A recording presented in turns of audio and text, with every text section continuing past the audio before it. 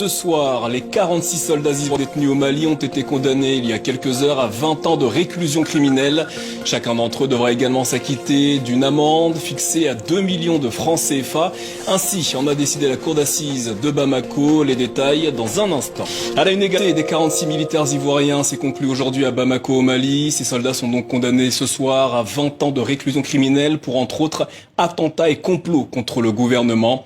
Plus de détails avec Jean-Luc Eguezier et Kaourou Magassa. Au mieux, un autobus escorté de véhicules militaires. Il transporte les accusés arrivant à la cour d'appel de Bamako.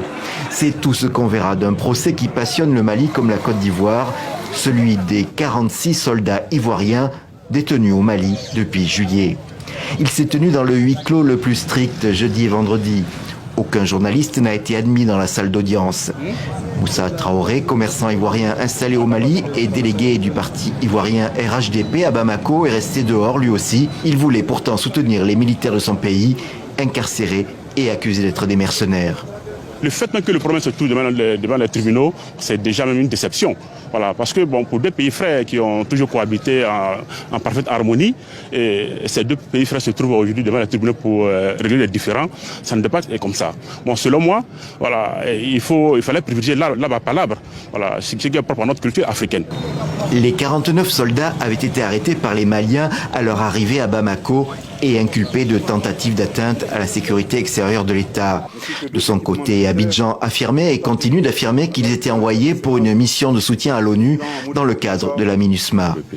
Quelques semaines après, 3 femmes appartenant au groupe avaient été libérées. Mais les échanges entre les deux gouvernements étaient depuis très virulents, Abidjan parlant d'une prise d'otage. À l'issue du procès ce vendredi soir, aucun avocat ou juge n'a voulu faire de déclaration. Mais c'est finalement un communiqué du parquet qui a donné le verdict. Il a été lu un peu plus tard dans le journal de la télévision nationale. Les 46 militaires ivoiriens sont condamnés à 20 ans de réclusion criminelle et 2 millions de francs CFA chacun d'amende. Peine plus lourde encore pour les 3 femmes condamnées par contumace. La peine de mort est 10 millions de francs CFA d'amende.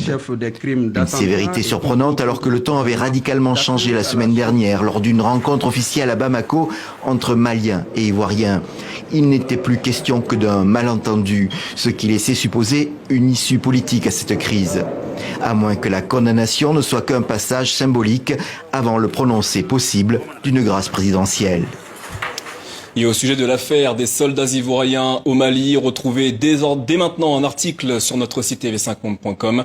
Il retrace les principaux points du dossier qui cristallisent les tensions entre Bamako et Abidjan. L'Afrique est